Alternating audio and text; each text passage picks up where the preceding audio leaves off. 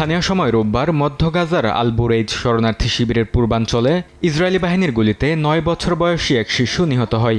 একই দিনে গাজা সিটির সাবরা এলাকায় একটি লৌহ শিল্প কারখানায় ইসরায়েলের ড্রোন হামলায় হতাহত হন আরও বেশ কয়েকজন ফিলিস্তিনি।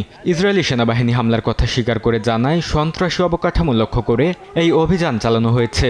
এর আগে ইসরায়েলি হামলায় আহত এক ফিলিস্তিনি চিকিৎসাধীন অবস্থায় মারা যান। মার্কিন প্রেসিডেন্ট ডোনাল্ড ট্রাম্পের গাজা শান্তি পরিকল্পনার দ্বিতীয় ধাপ বাস্তবায়ন নিয়ে মিশরের কায়রোতে নতুন দফায় আলোচনা করছেন হামাস নেতারা।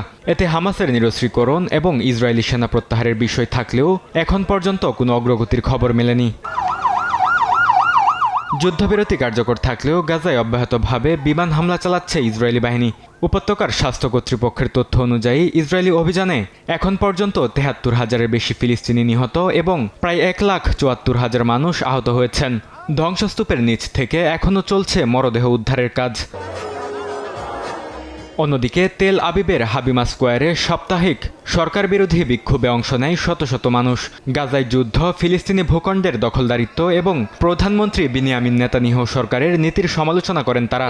যুদ্ধের অবসান, জিম্মিদের মুক্তি এবং ফিলিস্তিন প্রশ্নে রাজনৈতিক সমাধানের আহ্বান জানান বিক্ষোভকারীরা। বরকতুল্লাহ, সময় সংবাদ।